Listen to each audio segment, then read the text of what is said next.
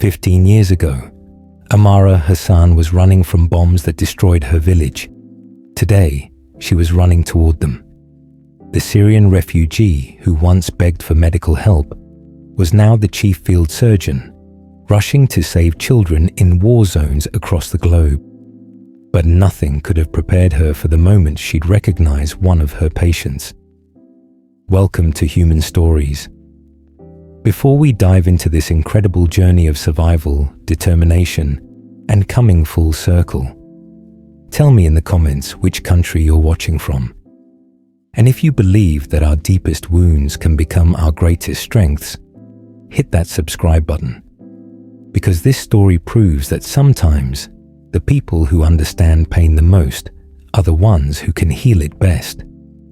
The makeshift field hospital in eastern Ukraine shook as another artillery shell exploded in the distance. Dr. Amara Hassan adjusted her surgical mask and checked her instruments one more time. The familiar sound of incoming helicopters meant more casualties were arriving, and she'd learned long ago that preparation was the difference between life and death. But as she looked out through the reinforced tent opening, watching the medical evacuation helicopter touch down, she couldn't have known that her next patient would force her to confront a past she'd spent 15 years trying to heal from. The medics rushed in carrying a small figure on a stretcher. A girl, maybe 7 years old, her dark hair matted with dust and blood. Shrapnel wounds covered her arms and legs, and her breathing was shallow and labored. As they transferred her to the operating table, Amara's trained eyes immediately assessed the damage: penetrating abdominal trauma, possible internal bleeding, multiple lacerations requiring immediate attention. But when she looked at the child's face, something made her pause. The girl's features, the shape of her eyes, the way her small hand clutched a torn piece of fabric, it all triggered a memory so powerful that Amara had to steady herself against the table. "Doctor, we need to move now," her surgical assistant called out, breaking Amara's momentary paralysis. "Blood pressure is dropping, and we're losing her." Amara snapped back to the present, her 15 years of medical training taking over. She'd performed hundreds of emergency surgeries in war zones from Afghanistan to Somalia, from Syria to now Ukraine. Each operation was a race against time, each decision carrying the weight of a young life in her hands. But this felt different. This felt personal in a way that made her question everything she thought she'd overcome. As Amara began the delicate process of exploring the child's abdominal wounds, her mind drifted back to Damascus, 2009. She'd been 8 years old, hiding in the basement of a bombed-out apartment building with her younger brother Malik and dozens of other frightened children. The sounds were the same: the whistle of incoming shells, the rumble of collapsing buildings, the cries of the wounded. But what haunted her most was the memory of the field hospital that had been set up in an abandoned school, where foreign doctors worked tirelessly to save as many lives as possible before the fighting forced them to evacuate. She remembered Dr. Elizabeth Carter, the British surgeon who had treated her brother's infected leg wound. Dr. Carter had spoken to them in broken Arabic, her hands gentle despite the chaos around them. "You're going to be okay," she told Amara. "Both of you are going to survive this, and someday you're going to help other people survive too." At the time, Amara hadn't understood what the doctor meant. She was just a terrified child who wanted the bombing to stop, who wanted her parents back, who wanted to go home to a house that no longer existed. "Suction here," Amara called out, working to control the bleeding in her young patient's abdomen. The girl's injuries were severe, but not fatal if treated properly. A piece of shrapnel had punctured her small intestine, requiring careful repair. As Amara worked, she thought about the journey that had brought her to this moment. After the field hospital in Damascus was evacuated, she and Malik had been taken to a refugee camp in Jordan. They'd spent 3 years there, sleeping in tents, standing in lines for food, attending makeshift schools where volunteer teachers tried to maintain some semblance of normal education for displaced children. The turning point came when Dr. Carter had visited their camp as part of a medical mission. She'd remembered Amara and Malik, seeking them out specifically. "I told you that you'd help other people someday," Dr. Carter had said, sitting cross-legged on the ground outside their family's tent. "How would you feel about coming to England to study? I know a program that helps refugee children get an education." The offer had seemed impossible, like a dream that was too good to be true. But Dr. Carter had been persistent, working through months of paperwork and bureaucracy to arrange for Amara and Malik to be placed with a host family in London. "Heart rate is stabilizing," the anesthesiologist reported, pulling Amara back to the present surgery. She'd successfully repaired the intestinal damage and was now working on the smaller wounds. The girl's face had regained some color, and her vital signs were improving. As Amara sutured a deep laceration on the child's arm, she noticed something that made her hands tremble slightly. There, on the girl's wrist, was a small birthmark shaped like a crescent moon. It was identical to one that Malik had on his shoulder, a family trait that their grandmother had always said meant they were marked by luck. The realization hit her like a physical blow. This wasn't just any child. This was Naya, her cousin Khalil's daughter. Khalil had been 5 years older than Amara, and she hadn't seen him since the family had been separated during the chaos of their village's evacuation. She'd heard through refugee networks that he'd eventually made it to Ukraine, where he'd found work and started a family, but the connection had been lost over the years. Now his daughter was lying on her operating table, injured in another war, in another country, but still carrying the same wounds that had defined Amara's own childhood. Growing up in London, Amara had thrown herself into her studies with the intensity of someone who understood that education was a privilege, not a right. She learned English quickly, excelled in mathematics and science, and spent her evenings volunteering at local hospitals. Dr. Carter had become her mentor, introducing her to other medical professionals and helping her navigate the complex process of applying to medical school. "You have the hands of a surgeon," Dr. Carter had told her during one of their regular coffee meetings. "But more importantly, you have the heart of someone who understands suffering. That combination will make you extraordinary." Medical school at Imperial College London had been challenging in ways that Amara hadn't anticipated. The academic work was demanding, but the emotional weight of her chosen specialty was even heavier. She decided to focus on trauma surgery, specifically pediatric emergency medicine. Her professors had questioned the choice, knowing her background. "Are you sure you want to specialize in treating the kinds of injuries you experienced as a child?"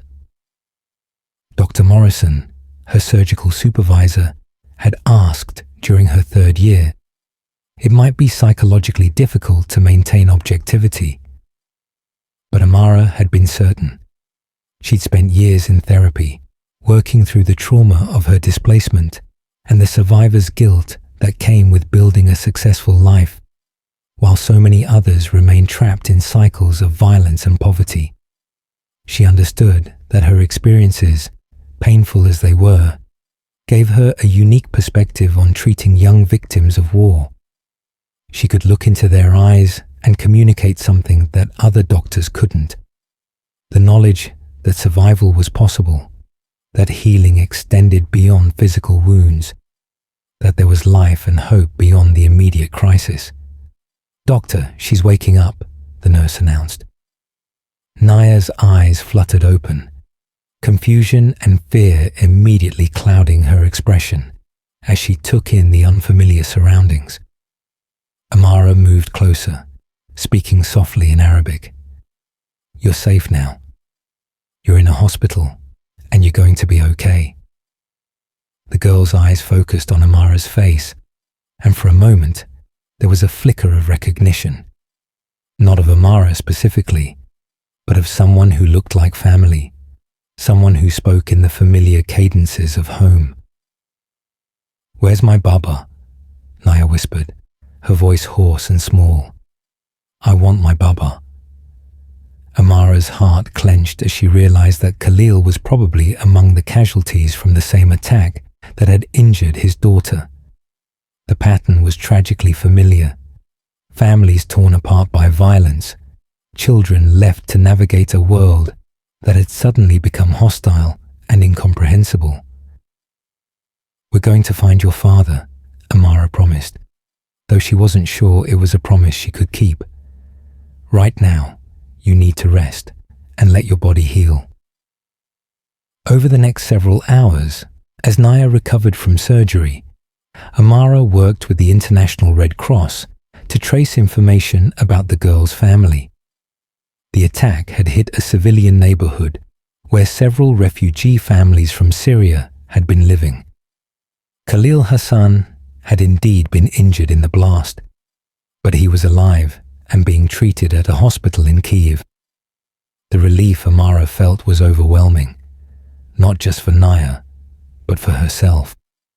Finding living family after so many years of separation felt like recovering a piece of her own lost childhood. When Khalil arrived 2 days later, his left arm in a sling and his face bearing fresh scars from the explosion, the reunion was emotionally overwhelming for everyone present. He'd aged considerably since Amara had last seen him as a teenager, his hair now streaked with premature grey and his eyes carrying the weight of years spent protecting his family in unstable circumstances. But when he saw Amara in her surgical scrubs, understanding dawned on his face. "Little Amara," he said in Arabic, his voice filled with disbelief. "The girl who used to follow me around asking a million questions about everything."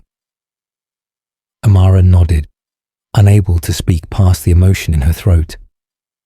"I'm Dr. Hassan now," she managed to say, "and I just operated on your daughter." The conversation that followed was filled with years of catching up, compressed into a few precious hours.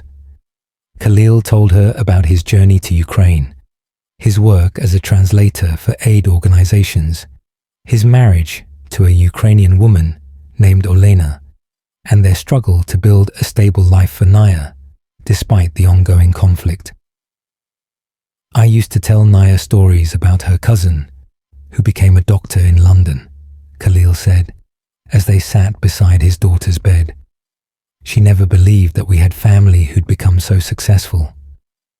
She thought I was making up fairy tales to make her feel better about being refugees." Amara looked at Naya, who was sleeping peacefully after her surgery, her small hand still clutching that piece of torn fabric, which Amara now realized was from a dress that their grandmother had sewn for her years ago, a tangible connection to a family and a home that existed now only in memory. The reunion with Khalil and Naya forced Amara to confront the survivor's guilt that she'd never fully resolved. While she'd been building a successful medical career in London, living in comfort and safety, her extended family had continued to face displacement, violence, and uncertainty. "Why me?" she'd asked Dr. Carter during one of their recent conversations. "Why was I the one who got out? Why was I the one who got opportunities when so many others didn't?" Dr. Carter's response had been characteristically direct. "Because you were meant to come back," she'd said. "Not physically, necessarily, but in purpose. Every life you save Every child you heal, every family you keep together, that's you giving back what was given to you. That's how survival guilt transforms into survivor purpose. The words had resonated with Amara, but it wasn't until she found herself treating Naya that she truly understood what Dr. Carter meant.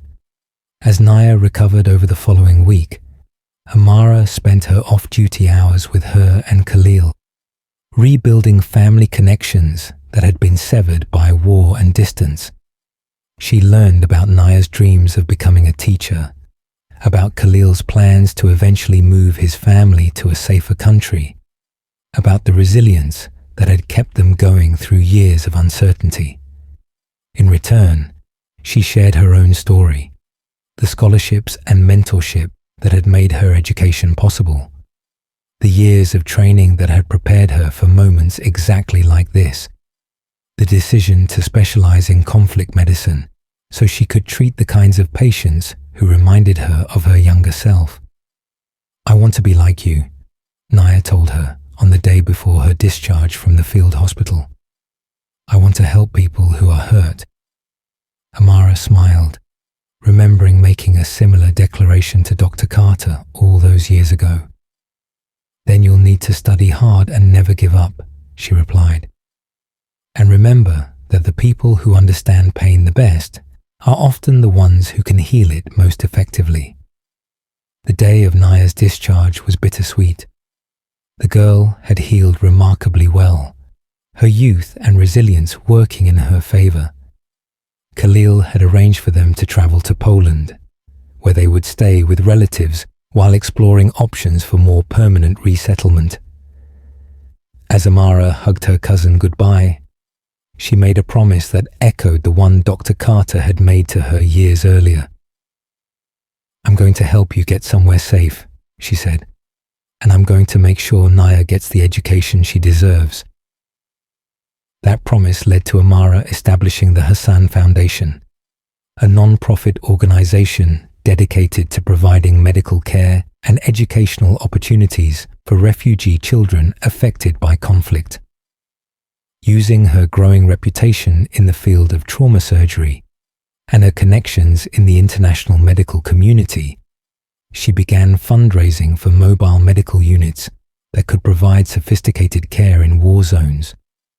The foundation's first major success was securing scholarships for 50 refugee children to attend universities in the UK, with Naya being among the first recipients.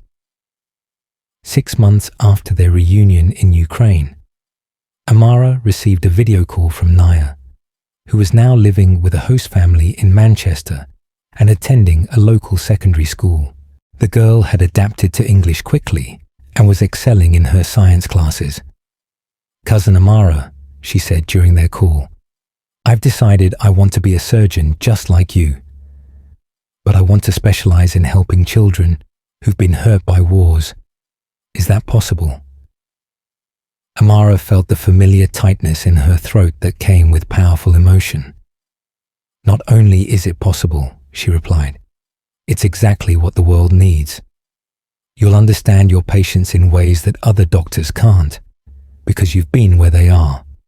That understanding will make you extraordinary." As she spoke, Amara realized she was passing on the same encouragement that Dr. Carter had given her, completing a circle of mentorship and hope that had begun in a field hospital in Damascus 15 years earlier. The work continued. Amara divided her time between London, where she maintained a practice at Great Ormond Street Hospital, and various conflict zones around the world, where her expertise was needed.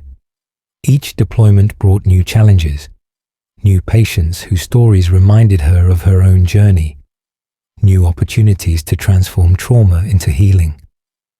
The Hassan Foundation grew, eventually operating medical facilities in 5 countries and providing educational support to over 500 refugee children. But it was during a return visit to Ukraine, exactly 1 year after treating Naya, that Amara experienced the most profound moment of her career. She was working in the same field hospital treating victims of an attack on a school, when a young colleague approached her with a question about a particularly complex case. The colleague was Dr. Sarah Morrison, a British surgeon who just completed her residency and had volunteered for her first deployment to a conflict zone. "Dr. Hassan," Sarah said, "I've heard about your background, about how you became involved in conflict medicine. I'm struggling with the emotional weight of this work. How do you maintain hope when you see so much suffering?" Amara looked at the young doctor, remembering her own early days of wrestling with the same questions, and realized that she'd become the mentor that others needed, just as Dr. Carter had been for her. "You maintain hope," Amara replied, "by remembering that every life you save creates the possibility for that person to save others. Every child you heal might grow up to become a doctor, a teacher, a leader who prevents future conflicts. You're not just treating immediate injuries, you're investing in a future where fewer children will need treatment like this." As she spoke, Amara thought about Naya, now thriving in Manchester and planning to study medicine, about the dozens of other young people whose lives had been changed by the Foundation's work, about the ripple effects of healing that extended far beyond any single surgery. The sound of another incoming helicopter brought Amara back to the present moment.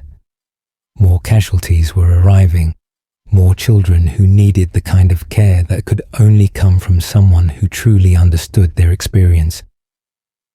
As she prepared for the next surgery, Amara reflected on the journey that had brought her full circle.